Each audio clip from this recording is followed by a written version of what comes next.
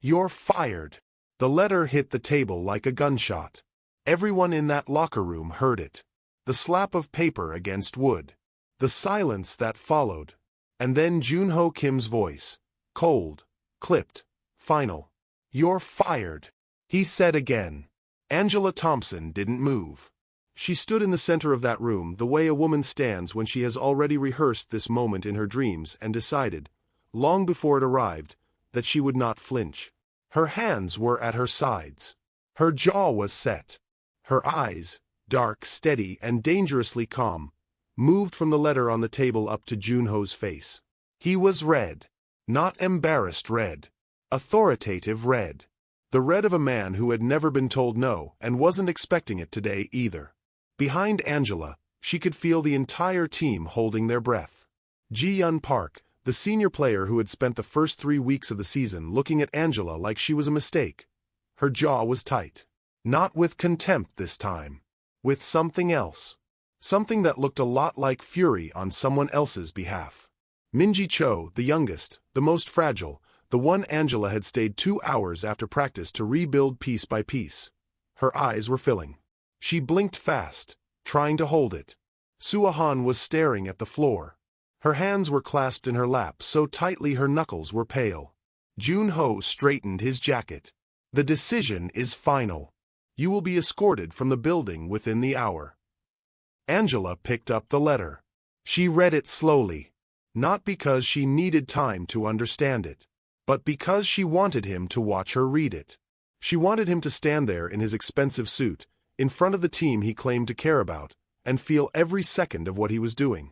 When she finished, she folded it once, twice, and slid it into the pocket of her jacket. Then she looked at him. You should know, she said quietly, that I've seen the sponsorship contract. The original one. Not the version your office filed publicly. The room temperature dropped. Junho's expression didn't change immediately. That was the tell. A man with nothing to hide reacts instantly. He went very, very still. I don't know what you think you've. I'm not finished. Angela's voice didn't rise. It never rose. That was the thing about her. She was most dangerous when she was calm. The figures don't match, Junho. Someone moved money. And the paper trail doesn't start with you. She paused. But it runs through you. The silence in that room was the loudest thing anyone had ever heard. Junho's mouth opened. Closed. Angela turned toward the door. She didn't storm out. She walked, measured, deliberate, her shoulders straight, her chin level. The walk of a woman who had already won something he couldn't take back. She was 3 steps from the door when she heard the first sound behind her. A chair scraping back. She didn't turn around. But she slowed. Then another chair. Then another. The soft shuffle of sneakers on concrete. One by one, then all at once, the entire team was on their feet, falling in behind her. Even Sua. Angela paused at the threshold. She didn't look back at Junho. She looked forward, into the corridor, into whatever came next. Behind her, she could hear his breathing. Sharp. Uneven. The breathing of a man watching his authority dissolve in real time and not knowing how to stop it. She stepped through the door. And they all followed. 6 months earlier, Angela Thompson had no idea the city would change her life. She landed in Seoul on a Tuesday in late October, carry-on over one shoulder, a folder of coaching notes under her arm, and the particular kind of quiet confidence that only comes from having survived rooms where you were never supposed to win. The Korean Basketball Association had been looking for someone to stabilize the Seoul Tigers, a women's team with serious talent and a losing streak that was becoming an embarrassment. 3 coaches in 2 years. A fractured locker room. Sponsors making noise about pulling out. Angela had turned around programs before. That was her reputation. Not flashy. Not loud. Effective. What nobody warned her about, or maybe they just assumed she wouldn't notice, was the way the room changed when she walked into it. The team's welcome meeting was held in a glass-walled conference room on the 4th floor of the training complex. Angela arrived early. She set up. She was standing at the front reviewing her notes when they filed in. 12 players, all Korean, ranging from 19 to 29, every single one of them looking at her the way you look at something you weren't expecting and aren't sure you want. Ji-yeon came in last. Senior player. Team captain. She looked at Angela for exactly 2 seconds, then sat down without acknowledgement. Not rudeness, exactly. More like a decision had already been made. Angela noted it, filed it, moved on. What she didn't see, what she couldn't have seen from where she stood, was the meeting happening one floor above her. Jun-ho Kim sat at the head of a long conference table. Across from him, Chairman Beck, 71 years old, silver-haired, the kind of man whose silence cost money, set down his tea and said what he'd been saying since Jun-ho first mentioned Angela's name. She will embarrass this family's legacy. Jun-ho said nothing. A black American woman. In our program. Do you understand how that looks to our community? To our investors? Jun-ho turned his water glass slowly on the table. Her record is. I don't care about her record. Chairman Beck's voice was quiet. Absolute. I care about what we represent. What this family has spent 40 years building. You will manage this carefully. Or I will manage it for you. Jun-ho nodded. He always nodded. That evening, Angela cooked for the team. She'd requested access to the facility kitchen. A small thing, she thought. She brought ingredients she'd packed herself. Cornbread. Collard greens. A pot of slow-cooked chicken that had been her mother's recipe before it was hers. The players arrived skeptical. They stood in the doorway of the kitchen, watching her stir something that smelled nothing like anything they knew. Angela didn't explain it. She just handed Ji-yeon a spoon. Ji-yeon looked at the spoon, looked at Angela, then looked at the pot. She tasted it slowly, said nothing for a moment. Then, barely, the corner of her mouth moved. It wasn't a smile, but it was the beginning of one. Angela saw it. She kept her face neutral, turned back to the stove, and quietly exhaled. It was the first real thing that happened between them. And neither of them would forget it. Also in the room that evening, standing near the back with a glass of water and an expression that gave away nothing, was sponsor director Kong. He watched the team warm slowly around their new coach. He watched Ji-yeon's almost smile. And he made a note. If you've ever had to stand alone to protect your dignity, this channel is made for you. The morning after the cornbread dinner, Ji-yeon showed up to practice 12 minutes early. Angela was already on the court, running the lines alone, not because she needed the warm-up, but because she needed to see who arrived first and what their face looked like when they didn't know anyone was watching. It was something her father had taught her. You learn more about a person in the unobserved moment than in anything they say to your face. Ji-yeon pushed through the gym door, saw Angela, and stopped. Angela didn't break stride. 12 minutes early. Good. Ji-yeon's expression said she hadn't planned on being seen. She walked to the rack, pulled a ball, and began her own warm-up at the far end of the court. No conversation. But she was there. That was enough. For now. The rest of the team filtered in over the next 10 minutes. Minji came in with her headphones on and her eyes down, a girl doing everything she could to take up less space.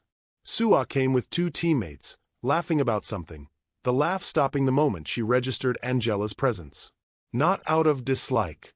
Out of uncertainty. Angela had learned the difference. Practice that first week was a diagnosis, not a performance. Angela watched everything. How they communicated. Where trust broke down. Who deferred to Ji-yeon automatically. Who resented it. The team was talented. Deeply talented. They were also fractured along invisible lines that the previous 3 coaches had either ignored or made worse. Angela began there. At the fracture. What she didn't know was that while she was rebuilding from the floor up, sponsor director Kong was having his second private meeting with Chairman Beck. Kong spread documents on the table between them, attendance reports, sponsorship projections, early press coverage from Angela's arrival. The coverage was largely neutral, some of it quietly positive. Kong tapped one headline. This is the problem. She's becoming a story. Human interest. American coach. Korean team. If this gains traction, she becomes protected by the narrative. Chairman Beck studied the documents without expression. What are you proposing? We create a counter-narrative before she establishes one. Chairman Beck was quiet for a moment. How long? Give me 60 days. What neither of them noticed was that the door to that office had not clicked fully shut behind the assistant who'd brought their tea, and that Mr. Yu, the team's senior administrator, a quiet man of 53 who had worked for this organization for 19 years, had been standing in the adjacent hallway long enough to hear most of what was said. He walked back to his office, sat down, and did not move for a long time. Meanwhile, Angela was having her first real conversation with Minji. It happened by accident. The best ones always do. Practice had ended, the team had cleared out, and Angela was reviewing footage on her tablet when she noticed Minji still on the court. Not shooting. Just standing at the free throw line, bouncing the ball once, twice, catching it. Not attempting the shot. Just standing there. Angela watched for a minute. Then she walked over and stood beside her. What do you see when you look at the basket? Minji glanced at her. What? When you're standing here, what do you see? Minji was quiet. Then, everything that can go wrong. Angela nodded slowly.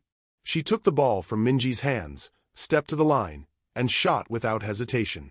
Clean. Net. She handed the ball back. Shoot. Coach. I'm not asking you to make it. I'm asking you to shoot. Minji bounced the ball. Set her feet. Released. It hit the rim. Bounced out.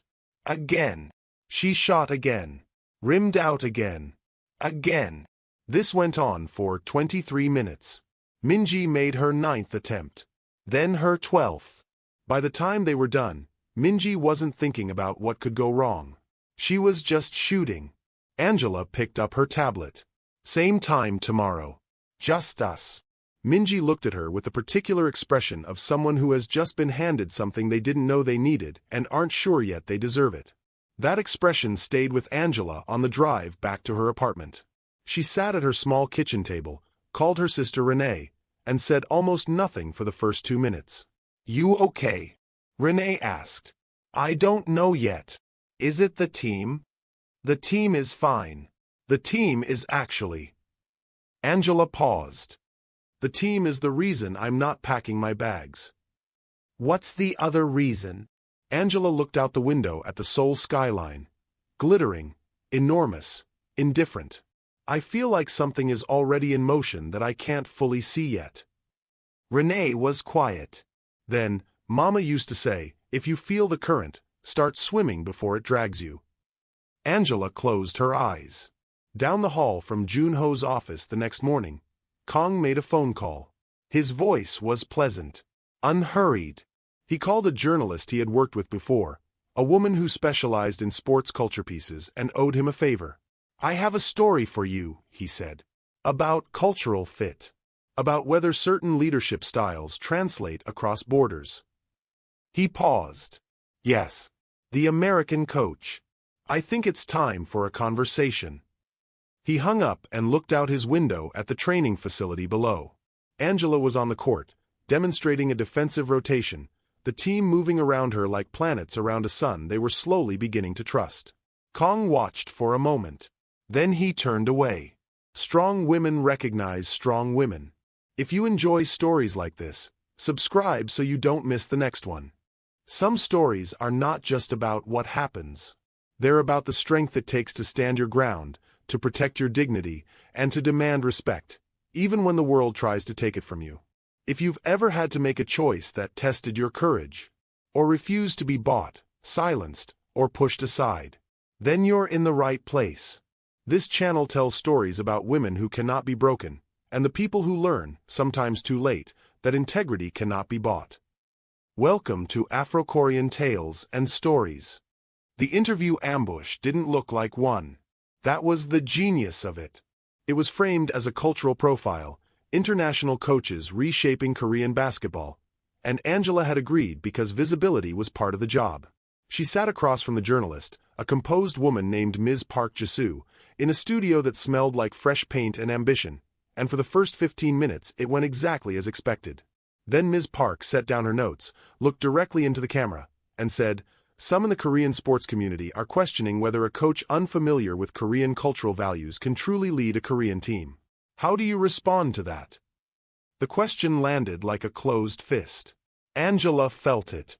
The way you feel something designed to unsettle, not in your chest but behind your eyes, in that place where your composure lives and you have to decide, in a fraction of a second, whether to protect it or spend it. She chose to protect it. "I think," Angela said, her voice even, her hands still in her lap, "that culture is something you learn through respect. And respect doesn't have a nationality." Ms. Park smiled the way people smile when the answer isn't the one they wanted. She pressed, "But isn't there an argument that the players deserve a coach who inherently understands their world? The hierarchy, the pressure, the expectations from family and community." Angela looked at her calmly. "I understand pressure. I understand family expectation. I understand what it means to carry the weight of people who came before you and people watching you right now." A pause. Just long enough to be felt. Those aren't Korean experiences. They're human ones. The segment aired 2 days later. Kong watched it in his office with the sound on and a small, satisfied smile. He had expected Angela to crack, even slightly, to show irritation, defensiveness, something the edit could sharpen into a liability. Instead, she had been infuriatingly perfect. He picked up his phone and began rethinking his approach. Angela didn't see the interview when it aired. She was in the gym. The team had. By the time she walked in for afternoon practice, something in the room was different. Not loud. Not demonstrative. Just different. Ji-yeon was taping her wrists near the bench and glanced up when Angela entered. Held the look a half-second longer than usual. That was all. Practice that day had an edge to it that Angela didn't manufacture. The team brought it themselves. There was something they needed to prove, and Angela simply pointed them toward the court and got out of the way. They won the next match by 11 points. Angela stood on the sideline in the final 2 minutes, watching Ji-yeon direct the floor like she'd been waiting her whole career to be trusted with it. Watching Minji move without hesitation for the first time. Watching Sua battle through contact and not apologize for it. She kept her face professional. But something in her throat tightened, the specific tightening of a person watching something they built begin to stand on its own. After the game, in the corridor outside the locker room, she noticed Kong speaking quietly with 2 men in suits she didn't recognize. He didn't see her. Or he chose not to. She watched him for a moment, the way his head tilted, the careful modulation of his expression, the way the men listened, and filed it away. She had learned a long time ago to file things away. The filing was how she survived. That night she called Renee. "I don't trust him," Angela said. She was sitting on her apartment floor, back against the couch, shoes still on. "The sponsor guy. Kong. What did he do?" "Nothing I can point to yet. That's the problem." She pressed her thumb against her temple. "He smiles too specifically. Like every smile is for a reason." Renee said, "Has he said anything to you directly?" "He doesn't need to." Angela pulled her knees up. "He's the kind of man who never gets his hands dirty. Then you need to find out whose hands he uses." Angela stared at the ceiling. "Yeah. You okay otherwise? The team won tonight." "I know. I watched the live stream." Angela smiled, just slightly. "You watched the live stream. You think I wasn't going to? I had snacks." For a moment it was just the 2 of them. 2 sisters from the same kitchen, the same mother, the same lessons, on opposite sides of the world. "Mama would have liked Ji-yeon," Angela said. "Mama would have challenged Ji-yeon to a stare-down and then cooked for her." Angela laughed. It was quiet and real and it lasted only a few seconds, but it was the most relaxed she'd been in weeks. The next morning she arrived at the facility to find a message on her phone from Junho's assistant. 3 sentences. Direct. "Mr. Kim requests a private meeting at 2 p.m. today. Conference Room B. Please keep your schedule available." Angela read it twice. She had seen Kong leaving Junho's office the previous afternoon. She thought about what Renee said. About hands. She thought about the interview. About the financial documents she'd stumbled across 3 weeks ago in an unlocked filing cabinet during a late night in the admin office. Documents she'd photographed quickly and not yet told anyone about. She typed back, "Confirmed." Then she set her phone down, picked up her clipboard, and walked toward the gym. Whatever was in that meeting, she was not walking into it empty. This channel is for women who have learned the hard way that dignity matters. If that sounds like you, I'd love to have you here. Conference Room B was the smallest meeting room in the building. Angela noticed that immediately. Not the large glass boardroom where Junho held press events and sponsor dinners. Not the open coaching suite. The smallest room, tucked at the end of the administrative corridor, with one window that faced a concrete wall. The choice of room was itself a message. She received it. Junho was already seated when she arrived. He stood when she entered, a courtesy that surprised her briefly before she remembered that courtesy and respect were not always the same thing. Coach Thompson. He gestured to the chair across from him.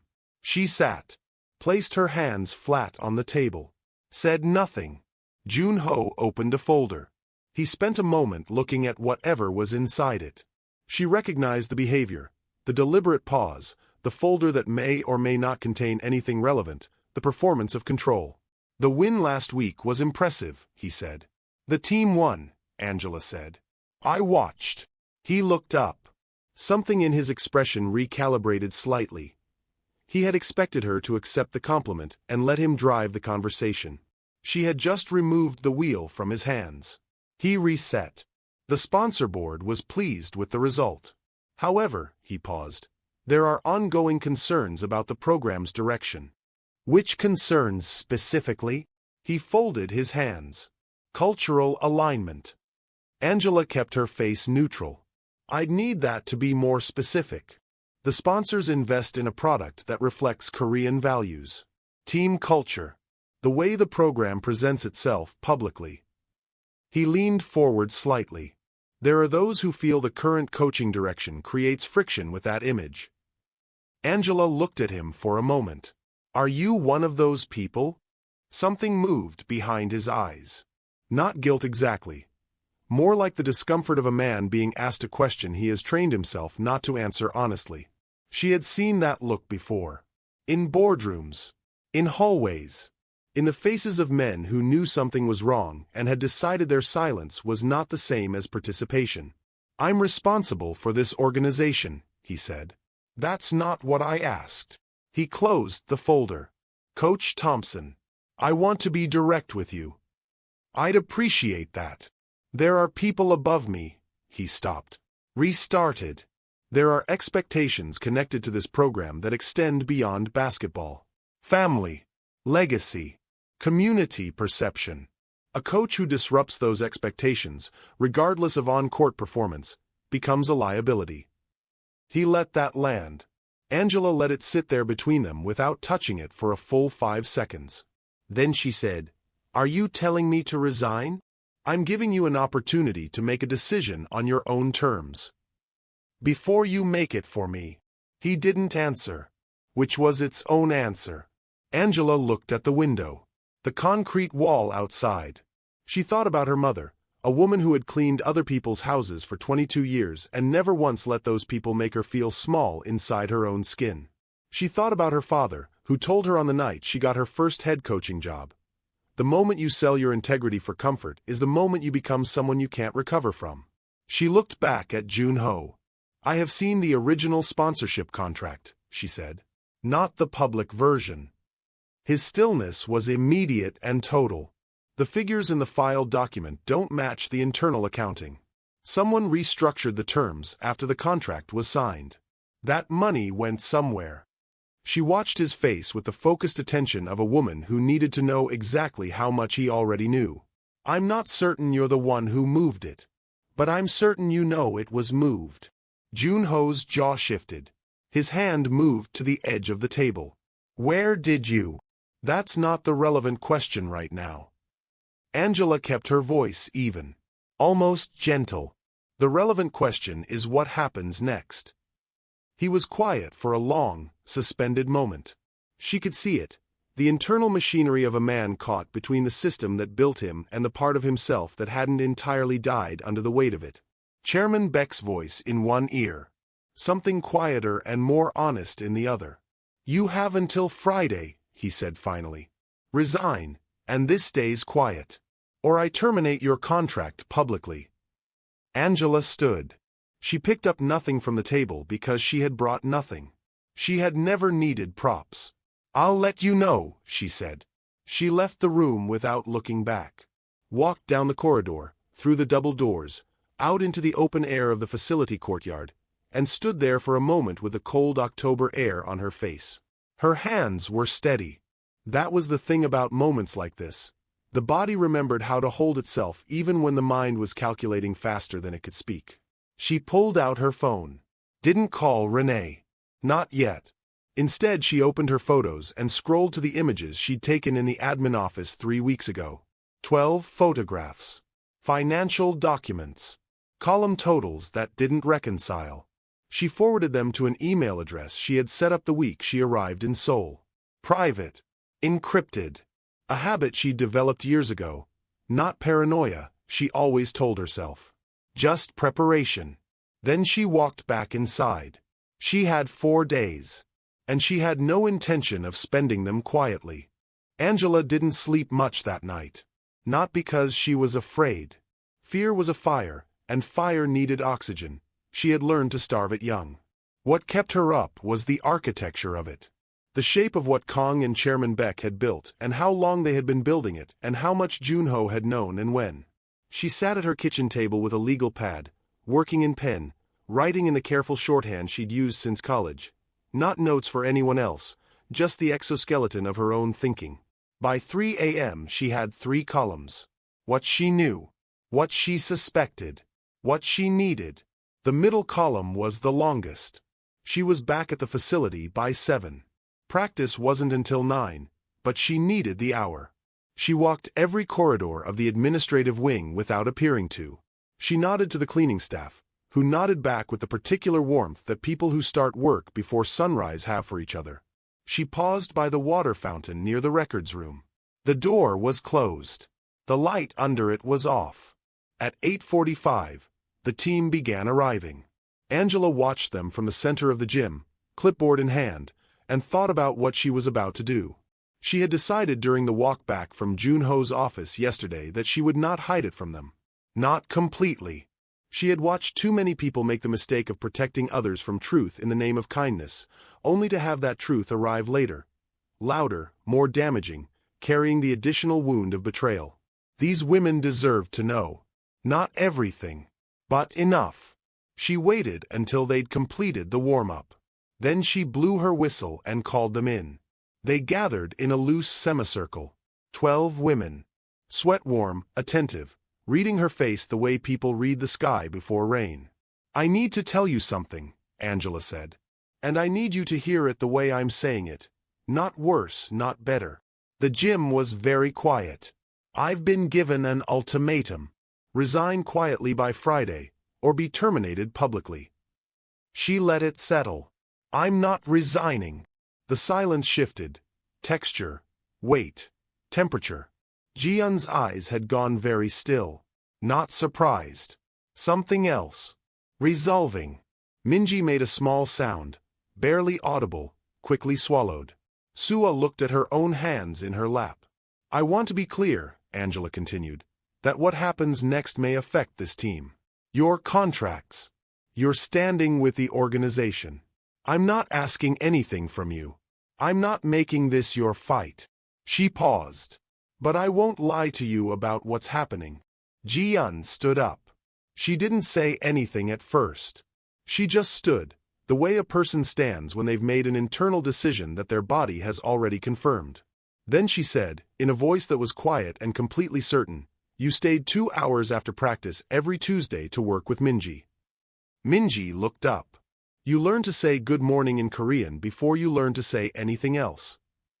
Jiyeon's jaw was set. "You cooked for us. You didn't have to do any of that." Angela said nothing. "I'm not going anywhere," Jiyeon said. Minji stood up. Her eyes were wet but her chin was up. She didn't speak. She didn't need to. The chain reaction moved through the room, player by player, some quick, some slow, each one standing with the particular weight of someone choosing something real over something safe. And then there was Sua. She hadn't moved. She was sitting with her hands pressed flat between her knees, her eyes on the floor, her whole body holding a tension that looked like it might break her in half. Angela watched her without pushing, knowing that pressure from the outside would only drive her further inside. The team was standing. Sua was sitting. The room held it. Then Angela's phone buzzed on the bench beside her. She didn't want to look at it, but something about the timing was too deliberate to ignore. She picked it up. It was a message from a number not saved in her contacts. No greeting, just a file attached. And below it, 4 words. "You need to see this." Angela opened the file. It took her 3 seconds to understand what she was looking at. It was a contract amendment, dated 6 weeks before she was hired. Signed by Kong and countersigned by a financial officer of the sponsorship group. It restructured the terms of Angela's own coaching contract, reducing protections for wrongful termination, altering the financial penalty clause, removing a key clause about public representation. The amendment had been filed, but Angela had never been given it. She had signed the original. Only the original. She had been set up from before she landed. Her thumb hovered over the screen. Sua's voice came from behind her, low, careful, like a person walking toward something they aren't sure will hold their weight. "Coach." Angela turned. Sua was standing. Not tall, not bold. She was standing the way a person stands when they are terrified and doing it anyway, which is the only kind of brave that costs anything. Angela looked at her for a moment. "I'm here," Sua said quietly. Angela nodded once. Then she looked back down at her phone. At the document she had never been meant to find. At the name at the bottom of the amendment. It wasn't just Kang's. It was Junho's. If you're a woman who believes respect is worth more than money, go ahead and subscribe. These are the stories we tell here. The practice scheduled for the following morning didn't happen. At 8:17 a.m., before the team had finished arriving, Junho walked into the facility. He didn't come through the main entrance. He came through the side door that connected the administrative wing to the gym, the door that required a keycard, the door used by staff who needed to move without being seen. Angela registered this immediately. He had not come to talk. He had come to observe from a position of authority, to reassert ownership of a space he felt was slipping. He was wearing a dark suit. No tie. His hands were in his pockets. He stopped near the half-court line and looked at Angela. "I thought we had until Friday," Angela said. She didn't move from where she stood. "I came to check on the team." "The team is fine." He looked past her at the players. They had gone still, not in fear, but in the specific stillness of people who are watching and waiting and have already made a decision they're prepared to act on. Ji-yun was standing near the three-point line. Arms crossed. Eyes on Junho with an expression that could have cut glass. Minji stood slightly behind Ji-yun, not hiding, but positioned like someone who has decided who they are standing near. Sua was at the edge of the group. Present. Anchored. Junho's eyes moved across them. Angela watched him read the room. She watched the moment he understood what he was looking at.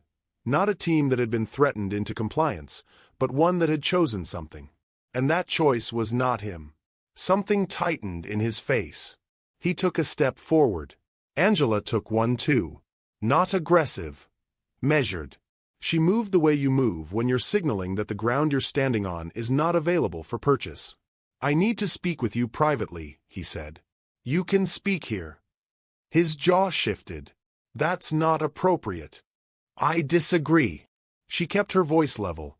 Not provocative, just precise. "Anything you need to say to me as my employer can be said in front of the people this decision affects." He looked at her for a moment with an expression she hadn't seen on him before. Not anger. Not contempt. Something rawer than that.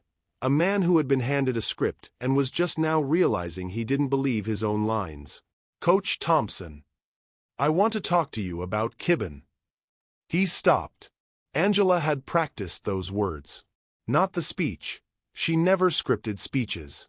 But that specific word, in that specific moment, delivered by her in this specific room, needed to land with precision. This team's Kibben, the mood, the spirit, the atmosphere we have built in this gym over 6 months, is not a product of the sponsorship structure or the family legacy or the community perception you've been asked to protect. She let that breathe. It is the result of work. Theirs and mine. And what you are doing right now is standing in the middle of it with the specific intention of destroying it. The gym was completely silent. Junho looked at her, and for the first time since she'd arrived in this country, she saw something in him that wasn't performance. A flicker. The look of a man who recognized something true and couldn't immediately find the armor he usually used against it. Then his phone rang. He glanced at it. His expression closed back over like a door. "You'll have my answer tomorrow," she said. "Not Friday. Tomorrow." He looked at her once more. At the team. At the room that was no longer his in any way that mattered. He put his phone to his ear and walked back toward the side door. The moment it clicked shut behind him, the room exhaled. Ji-yun turned to Angela. "What do we do now?" Angela looked down at her phone. She had one unread message from Mr. Yu, sent 11 minutes ago, while Junho was still standing in this gym. She opened it. It read, "He knows you have the documents. Kong told him last night. There is a meeting with the Korean Basketball Association scheduled for tomorrow morning. They are planning to move against your contract before you can use what you have. You have tonight." Angela read it twice. She looked up at the team, at Ji-yun's fierce readiness, at Minji's quiet courage, at Sua's hard-won presence. She had tonight. And she had 12 women who had chosen to stand in a room with her when they didn't have to. She thought about Kang's name on that document. About Junho's signature beneath it. About Chairman Beck, who had never once been in the same room as her but had been making decisions about her life since before she landed. She thought about her mother. About the word dignity, how it wasn't a feeling, it was a practice. Something you did every day, in every room, against every current. She put her phone in her pocket. "Get some rest tonight," she said. "All of you." Ji-yun frowned. "Coach, I said rest." Angela's voice was quiet. Settled. The voice of someone who already knew what the next move was and needed the people around her to be sharp for it. "I'll handle tonight. You handle tomorrow." She picked up her bag. She had exactly 14 hours. And she intended to use every single one of them. The cameras were already rolling when Angela walked out of that building. Kong had timed it perfectly. 3 journalists. 2 camera crews. A microphone on a stand positioned at the base of the front steps like a guillotine waiting for a neck. The setup was designed to look spontaneous, the kind of press moment that just happens to catch someone at their worst. Angela saw it in the first half-second. Processed it. Kept walking. Junho was behind her, flanked by 2 members of the organization's administrative team. He had called the press conference himself, early that morning, framed as an organizational update. Angela had found out through Mr. Yu 40 minutes before it started. She had used those 40 minutes well. She reached the microphone first. That was not part of Kang's plan. She stood at it with the composure of someone who had chosen this ground and planted both feet. The cameras adjusted. The journalists leaned in.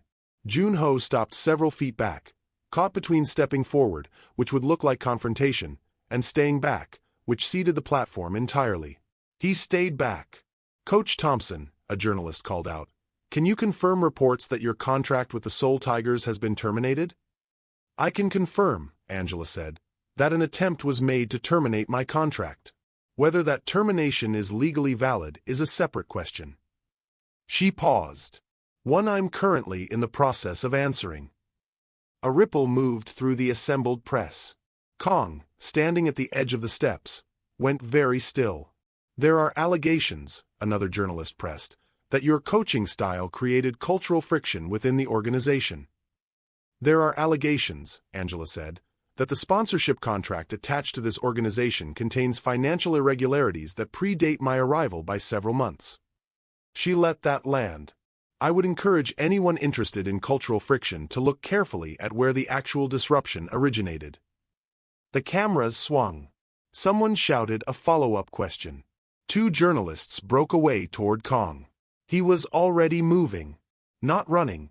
Kong never ran. He simply turned and began walking with the deliberate speed of a man who had just realized the building behind him was on fire and needed to be elsewhere before anyone noticed he'd been holding the match. He made it 4 steps. Then the gym doors opened behind Angela and the entire team walked out. 12 women. In formation. Wordless. Ji-yeon at the front, her chin level, her eyes forward. Minji beside her, steady in a way that 6 months ago she had not been capable of. Sua at the end of the line, the last to stand, always but standing. The cameras caught every second of it. Angela didn't turn around to look at them. She didn't need to. She could feel them, the 12 women who had chosen this, who had showed up this morning knowing exactly what they were walking into. The moral weight of the image was not lost on a single person watching. Junho stood behind the crowd of journalists with an expression Angela had never seen on him before. Not anger.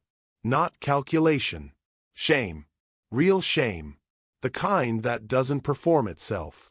The kind that just sits on a person's face like weather. After the press conference dispersed, journalists calling sources, cameras folding, Kong unreachable by the time anyone thought to look, Mr. Yu found Angela near the side entrance. He was carrying a folder. He held it out without ceremony. "I should have given you this sooner," he said. She took it, opened it. Inside was a printed email chain between Kong and Chairman Beck going back 14 months, predating Angela's hire by nearly half a year. The chain documented their coordinated strategy, the media plant, the contract amendment, the timeline for Angela's removal, the financial restructuring that used the sponsorship fund as a private instrument. Angela read 3 pages standing in the cold. Then she looked at Mr. Yu. "Why now?" she asked. He was quiet for a moment. Then, "I have worked for this organization for 19 years. I told myself the things I didn't report were not my responsibility." He straightened his jacket. "I was wrong about that." Angela closed the folder. She thought about all the people who had watched things happen and told themselves the same thing. All the rooms where injustice survived because the people with information decided their silence was neutrality. She put the folder under her arm. "Thank you," she said. And she meant it for more than the documents. That evening, the walkout footage was everywhere. Social media. Sports outlets. 3 international wire services picked it up by midnight. The image that circulated most, shared hundreds of thousands of times before Angela even saw it, was not the press conference. It was the team walking out those doors. 12 women in a line. Silent. Certain. The caption someone wrote beneath it, in Korean and English both, read, "This is what loyalty looks like." Angela's phone was full. She didn't answer most of it. She called Renee. "I saw it," Renee said before Angela could speak. "All of it. Baby, the whole world saw it." Angela sat on the edge of her bed, still in her coat, and let out a breath that had been sitting in her chest since 8 a.m. "Kang's name is going to be in the papers tomorrow," she said. "Good. It's not over. I know." Renee's voice was warm and level. "But today was something. It was something." Angela let herself feel that for exactly as long as it took to finish the call. Then she opened the folder again, picked up her pen, and got back to work. Because Kong had gone quiet. And quiet men with resources were never actually quiet. By Thursday morning, Kong had hired a lawyer and issued a statement. Angela read it on her phone at 6 a.m., standing in her kitchen, still in yesterday's clarity and today's cold light. The statement was smooth, professionally written, carefully vague. It acknowledged no wrongdoing. It suggested instead that Angela had misrepresented internal documents and was engaged in a calculated effort to damage the organization's reputation for personal gain. He had moved overnight. While she slept, he had built a counter-architecture. She set the phone down. Made coffee. Thought. The problem was not the statement itself. She had expected something like it. The problem was the specific phrase, misrepresented internal documents. That language was precise. Legal. It suggested he already knew which documents she had and had prepared a challenge to their authenticity. Someone had told him exactly what was in Mr. Yu's folder. She called Mr. Yu at 6:23. He picked up on the second ring. She read him the phrase. Silence. Then, my assistant. His voice was flat. She has access to my files. Kong recruited her 8 months ago. I didn't know until... He stopped. I'm sorry. Don't be sorry, Angela said. Be useful. Is there anything in that folder that can be independently verified? Something that doesn't depend on internal documents he can challenge. Mr. Yu thought for a moment. The original sponsor contract is registered with the Korean Basketball Association. If the amendment was filed, it would be in their records. If it was not filed, if it only exists as an internal document, then Kong altered contract terms without legal registration. That is not a paperwork dispute. That is fraud. Angela set down her coffee cup. How do I access the KBA records? You don't, Mr. Yu said. But I do. By noon, the players had launched their public campaign without being asked. Ji-yeon posted first, a direct, unadorned statement on her personal account. No drama. No performance. Just facts about who Angela Thompson was, what she had built, and what was being done to her. Minji shared it with a single line beneath. She stayed for me when she didn't have to. I'm staying for her. Sua's post was the shortest of all.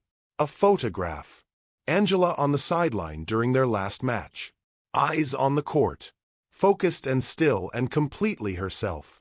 The caption was 3 words. This is our coach. By evening, the posts had been shared across Korean sports media, picked up by 2 American outlets, and translated into 4 languages. The narrative had fully shifted. Jun-ho spent most of Thursday in his office with the door closed. His calls to Chairman Beck went to voicemail twice. The third time, Beck answered and said 5 words before hanging up. You have made this worse. Jun-ho sat with the dead phone in his hand for a long time. Angela heard about it through Mr. Yu, who heard it from a source he did not name. What she did with the information was nothing. She filed it. Let it sit. A destabilized man was either going to collapse inward or lash outward, and she needed to know which before she moved again. On Friday afternoon she took a walk. Not a strategic walk. A genuine one, down 3 blocks from the facility, through a small neighborhood market that smelled like dried fish and persimmons and the particular cold of late October in Seoul. She was not in a hurry. She was not planning. She was doing what her mother used to do when the weight got too heavy. She was walking until the world became physical again and not just procedural. She stopped at a small bench near a neighborhood community board. An elderly woman was already seated there, perhaps 75, small and upright, with the particular posture of someone who has spent a lifetime deciding how to carry themselves.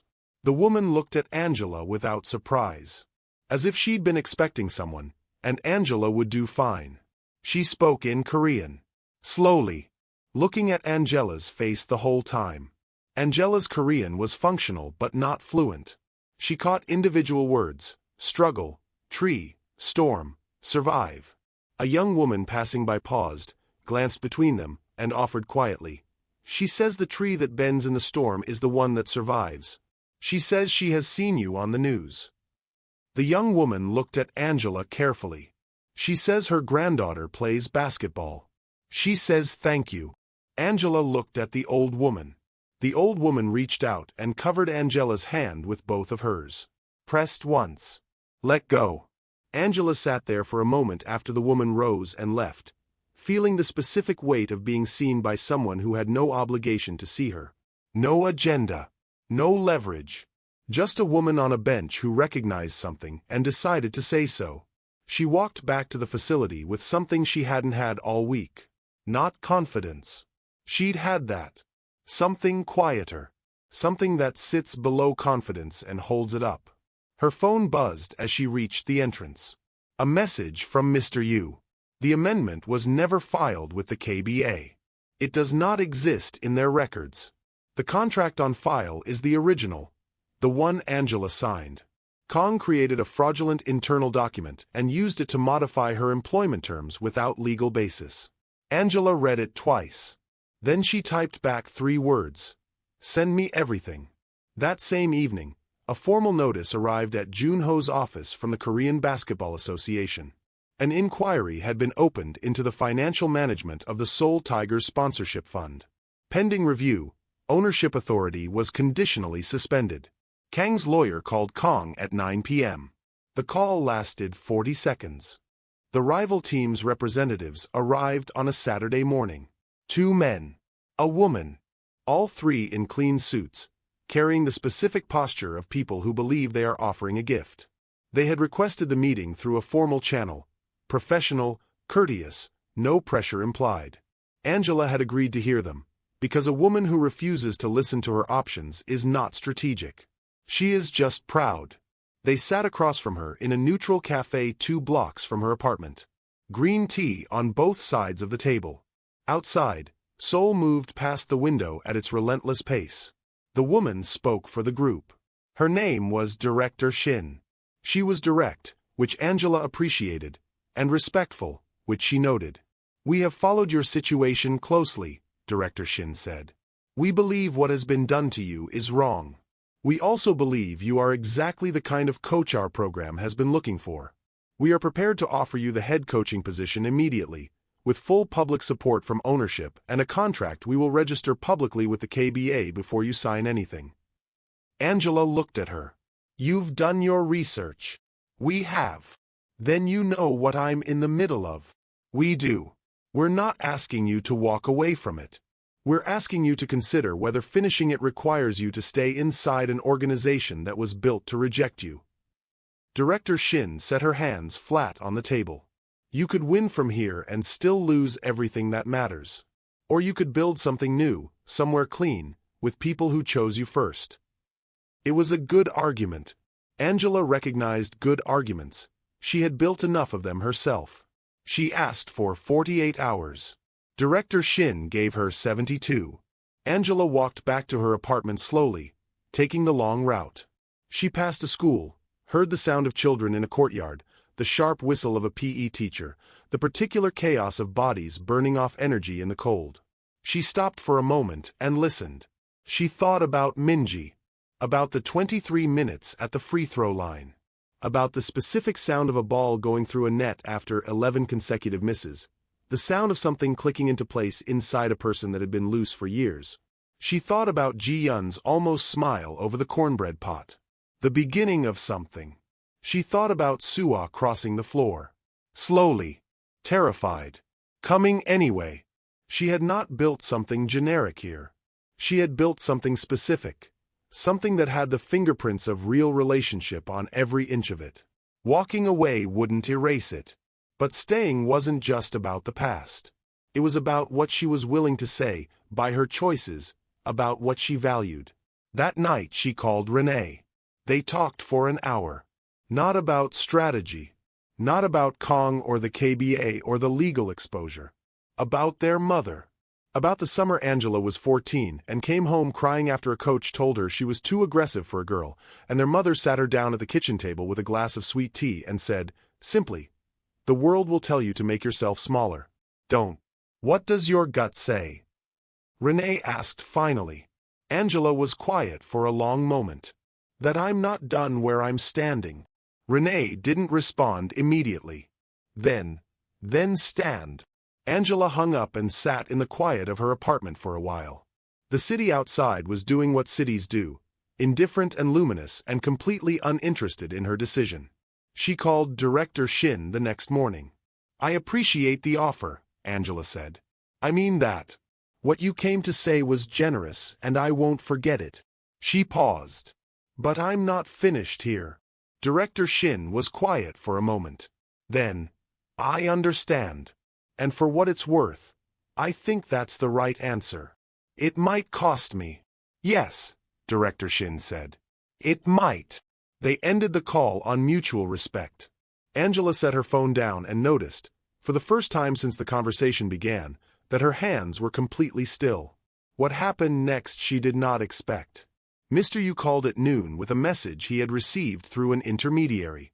Junho Kim was requesting a private meeting. Not through lawyers. Not through the organization's official channels. Through Mr. Yu. Directly. Personally. A request, not a summons. Angela read the message twice. She thought about everything she knew about him. The man under the authority, the flicker she had seen in conference room B when he couldn't find his armor fast enough, the bowed head outside the gym, the shame on his face during the press conference. She thought about what it meant that he had gone around every official channel to reach her this way. That he had chosen the one person in the building whose integrity he had seen her trust. She thought about whether this was a trap. And she thought about whether a man who had been building traps would have gone about setting this one so openly. She typed her response to Mr. Yu. Tell him Sunday. Neutral location. He chooses the place. If he chose somewhere public, it meant he wanted witnesses. If he chose somewhere private, it meant he had something real to say. She hit send. Then she waited to see what kind of man he was going to be. He chose a small traditional tea house 4 blocks from the facility. Angela knew it. She had walked past it a dozen times without going in. It was the kind of place that didn't advertise. Dark wood, paper screens, the smell of barley tea, and something older than the building. The kind of place people went when they needed to say something they couldn't say in an office. She arrived 5 minutes early. He was already there. Junho was seated at a low table near the back, his jacket folded across the chair beside him. He was in a plain dark sweater. No suit. No administrative armor. He stood when she entered, not the formal bow of Korean professional courtesy, not performance. Just a man who stood because a woman had walked in and he didn't know what else to do with himself. Angela sat across from him. A server brought tea without being asked. Set it between them and left. Neither of them spoke for a moment. Angela let the silence sit. She had learned that silence was information, that what a person did with it told you more than the first thing they said. Junho wrapped both hands around his teacup. He looked at it. I need to tell you something, he said. And I need you to believe that I'm not saying it because of the KBA inquiry or the press coverage or the legal exposure. He looked up. I'm saying it because it's true and I should have said it before any of this started. Angela waited. I knew the amendment was wrong. His voice was even, but something underneath it was not. When Kong showed it to me, I told him it needed to go through proper channels. He told me it had.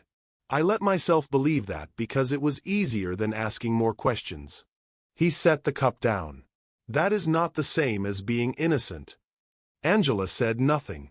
She was listening with the particular attention of someone who needs to know whether what they're hearing is confession or performance. Chairman Beck has been in control of the business decisions of this organization since my father handed it to me. That is not an excuse. It is context I offer because you deserve to understand the full picture. His jaw tightened briefly. I have spent my entire adult life inside a structure that taught me deference was the same as wisdom.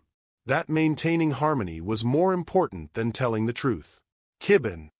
He said the word like he was examining it for the first time. I used it as permission to be a coward.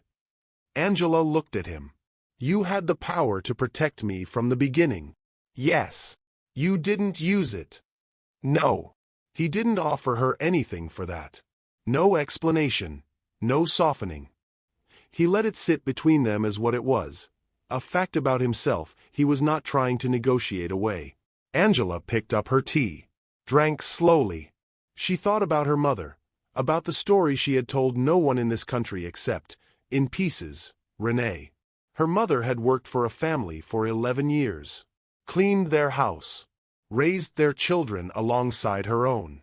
And when the family moved, they gave her 2 weeks' notice and a gift card. Her mother had not cried about it. She had come home, cooked dinner, and said to Angela at the table, people show you who they are by what they choose to protect. Watch what they protect. Angela set down her cup. My mother worked for people who never thought of her as a full person, she said. Not because they were cruel. Because they had never been required to. She looked at Junho. You remind me of them. Not in cruelty. In the luxury of not having to look closely. He received that. Didn't defend himself against it. What would it take, he asked quietly, for you to come back? Accountability. Not a private apology, public. Not managed through PR. You, in front of the people this affected, saying what you just said to me. He nodded slowly. And Kong. Kong answers to the KBA. That is not my decision. She paused. But I want him removed from any connection to this team permanently. Done. And my original contract stands. Every term. As signed. Yes. Angela looked at him for a long moment. She was not measuring his sincerity against her hope. She was measuring it against his behavior, against the tea house, the sweater, the absence of lawyers, the thing he'd said about cowardice that no one writes in a script. I have one more question, she said. He waited. The championship qualification. The match is in 48 hours. The team has no official head coach on record. She kept her voice level. What are you going to do about that? Something shifted in Junho's face. Not relief. More like a man who has just been told the door is still open and is deciding whether he deserves to walk through it. I'll have your reinstatement filed with the KBA by 8 a.m. tomorrow, he said. Then we'll see if you mean what you've said. She stood, picked up her coat. She was almost to the door when he said her name. She paused but didn't turn. I'm sorry, he said. I know that is not enough. But I am. She stood in the doorway for a moment. The paper screen behind her let the light through in thin, broken lines. It's a start, she said. She walked out into the cold. She had 47 hours. And Kong still hadn't made his final move. The reinstatement paperwork arrived at 7:52 a.m. Angela was already at the facility when Mr. Yu forwarded it to her phone. She read through it once, quickly, confirming every clause. Original contract. Full coaching authority. Effective immediately. She put her phone in her pocket and walked into the gym. The team was there. All 12 of them, earlier than required, in gear, doing individual warm-ups with the focused energy of people who had been waiting for something to begin. Ji-yun saw Angela come through the door and stopped dribbling. The ball rolled slowly to the side. The rest of the team looked up. Angela held up her phone. We're official. Ji-yun exhaled, a long, slow release of something she had been holding for days. Minji pressed her hands to her face briefly. Sua sat down on the bench, bent forward, and stayed that way for a moment before straightening up. All right, Angela said. We have 9 hours. Let's work. What happened next, for 4 hours, was the cleanest, most focused practice Angela had ever run. Not because she pushed harder. Because she didn't have to. The team had spent the last week carrying weight that had nothing to do with basketball, and the moment it was lifted, what remained was pure. Ji-yun ran the floor like someone who had been waiting her whole career for a game that actually mattered. Minji worked the mid-range with a composure so different from the girl at the free-throw line 6 months ago that Angela had to consciously not stare at her. Sua played physical. Decisive. Like a woman who had crossed a floor in front of a room full of people and learned something fundamental about herself in the doing of it. At noon, 2 hours before they needed to board the team bus, Kong made his move. Angela was reviewing defensive formations on her tablet when her phone rang. An unknown number. She answered. A man's voice. Official. The KBA Administrative Office. Coach Thompson. We've received a formal objection to your reinstatement filed this morning. The objection cites Clause 14 of the organizational bylaws, which requires a 48-hour review period for any coaching change within 72 hours of a sanctioned match. The filing claims your reinstatement violates that clause and requests a temporary suspension of your coaching authority pending review. Angela was quiet. Who filed the objection? She asked. A pause. Sponsor Director Kong. Through a legal representative. She thanked the official and hung up. She stood very still for a moment. Around her, the gym continued, the team moving through drills, the sound of sneakers and breath and balls on hardwood. Kong had not run. He had waited. Let her get reinstated, let the team settle, let her believe the morning had been clean. And then, 2 hours before the bus, he had inserted a technical obstruction that had nothing to do with merit and everything to do with machinery. He was not trying to win. He was trying to delay, to disrupt. To make her walk into this match with a question mark over her authority that would rattle the team and give anyone watching an excuse to discount what they accomplished. Angela called Mr. Yu. "I need the original sponsorship contract that is registered with the KBA," she said. "The one on file. And I need the date it was registered. I can have it in 20 minutes. I need it in 10. She hung up, pulled up the KBA bylaws on her tablet, found Clause 14. Read it slowly. Read the exception clause beneath it. And there it was. The 48-hour review period applied to new coaching appointments, not reinstatements. A reinstatement of a previously contracted coach fell under a different clause entirely, Clause 21, which required only organizational authorization, which Jun-ho had provided. Kang's lawyer had either not read carefully or had counted on no one else reading carefully. Mr. Yu sent the documents in 11 minutes. Angela compiled everything into a single email: the reinstatement authorization, the relevant bylaw clauses, the registered original contract proving her initial hire was legitimate, and sent it directly to the KBA's legal department with a cover note that was 4 sentences long and completely without hostility.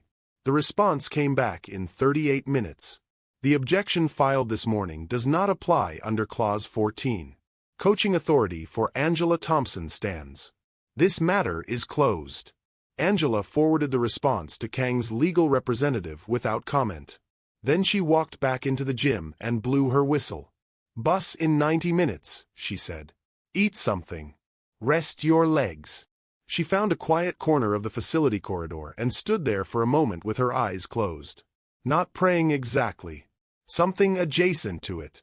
A private acknowledgement of how close things had come, how many times in the last week she had been one document, one decision, one slow moment away from a different outcome. She thought about Mr. Yu and his 19 years of filed silence, and the morning he finally opened the door. She thought about Sua's slow walk across the floor. She thought about Jun-ho in a plain sweater, choosing a tea house, saying coward about himself. She opened her eyes. The championship arena was a 40-minute drive. Ji-yun found her in the corridor, stood beside her, said nothing, just leaned her shoulder briefly against Angela's, a contact so slight it could have been accidental, but wasn't. "You ready?" Angela asked. Ji-yun looked at her. "I've been ready since you cooked for us." They walked back into the gym together. The final buzzer didn't sound like Angela expected. She had imagined, on the bus ride over, in the quiet before tip-off, in the spaces between plays, that it would feel enormous. Cinematic. The kind of moment that announces itself with the weight of everything that came before it. Instead, it was just a sound. Clean and finite. And then the team was moving, toward each other, toward her, arms and voices, and Ji-yun pulling Minji into something that wasn't quite a hug and wasn't quite a tackle and was exactly right. The Seoul Tigers had won by 6. Not a blowout. Not a miracle. A hard, disciplined, well-earned 6 points that reflected 9 weeks of Angela dismantling bad habits and replacing them with something real. Ji-yun had led the floor with the authority of a captain who finally understood the difference between control and trust.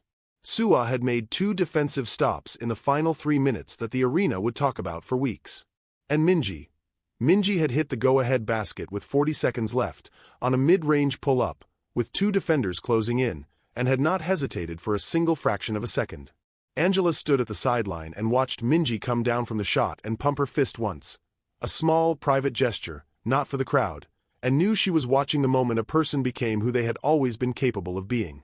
After the final handshakes, after the initial celebrations settled into something more human, Jun-ho crossed the court.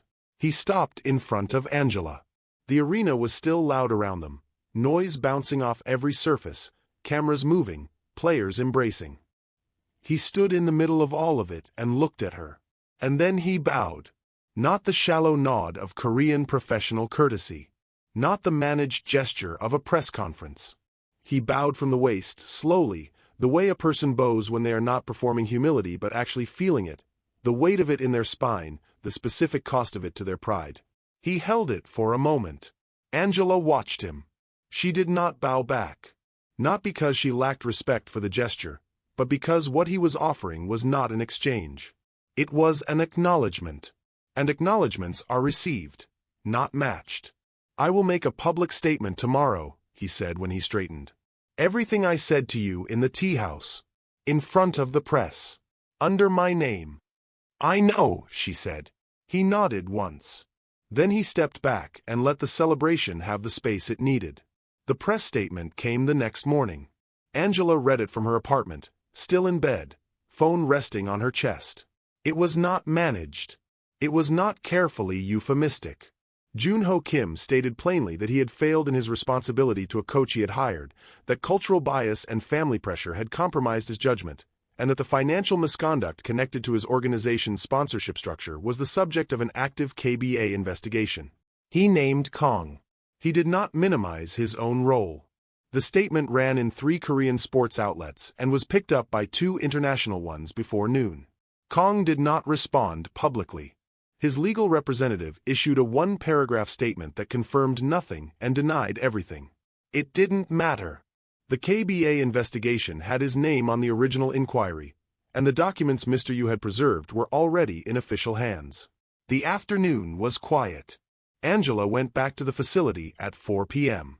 Not for practice. Practice was tomorrow. She went because she needed to stand in the locker room one more time before whatever came next arrived and changed the shape of things.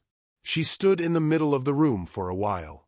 Looked at the table where the letter had hit the wood 6 days ago. Looked at the chairs where the team had sat, where Ji-Yun had stood first, where Minji had pressed her hands to her face, where Sua had made the walk. Then she went to the small office adjacent to the locker room, the coach's office, hers officially again, and sat at the desk. She took a piece of paper from the drawer, a pen from her jacket. She wrote slowly, "To whoever coaches this team after me, respect the players, respect the culture, respect yourself. The rest will follow." She folded it once, left it on the desk, placed the office key on top of it. Then she paused. She looked at the key for a long moment. She thought about what the gesture meant, and what it didn't. She was not leaving. She had not resigned. The key was not surrender. It was something more specific. A note to the future, a small act of continuity, a way of saying, whatever is built here, build it on this. She took the key back, put it in her pocket. Then her phone rang. "Renee." Angela answered. "It's done," Angela said. "I know." Renee's voice was full. "I know it is. Kang's under investigation." Junho made the statement. "The team won." "I know all of that." A pause. "How are you?" Angela looked out the small window of the coach's office at the darkening courtyard outside. The facility lights were coming on one by one. Automatic, indifferent, reliable. "I'm good," she said. And then, because it was Renee, "I'm actually good. Good." A breath. "Now, there's something I need to tell you." Angela's hand tightened slightly on the phone. She knew Renee's voice in all its registers. This one was the voice of news that had weight. "Kong," Renee said. "His name came up in a conversation 3 days ago with someone I know at the Chicago Athletic Federation. He's been in contact with them. They're in the process of restructuring the leadership of the women's program at the Northwest Regional Conference." Angela went very still. "He's going back to the States," Renee said. "Same playbook. Different arena." Angela stood up from the desk.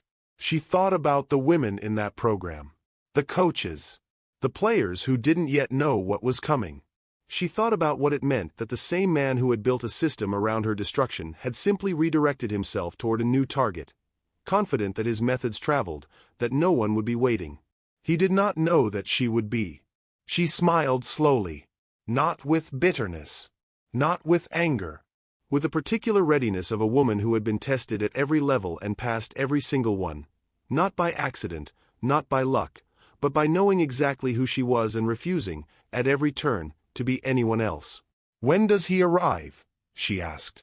6 weeks. "Thank you for watching Afro Korean Tales Angela picked up the office key from her pocket and turned it once in her hand. "I want to say something to the women just survive the battle. Some of you have lived through moments it follows you to the next moments where you had to stand alone. That is exactly where it belongs. Moments where you chose dignity over comfort. Moments where you refused to be bought, silenced, or pushed aside. That kind of strength doesn't always make noise, but it changes rooms. If you are a woman who believes respect is worth more than money, if you believe character still matters, if you believe dignity should never be negotiated, then this channel was made for you. I tell stories about women who stand firm, women who earn respect without begging for it, women who remind powerful people that integrity cannot be purchased. If that speaks to you, I invite you to subscribe and become part of this community. And if this story touched you, comment the word dignity below. I read your comments, and they help these stories reach more women like you. Until the next story, remember, not every powerful person leads with honor, but every strong woman carries it within her. I'll see you in the next one.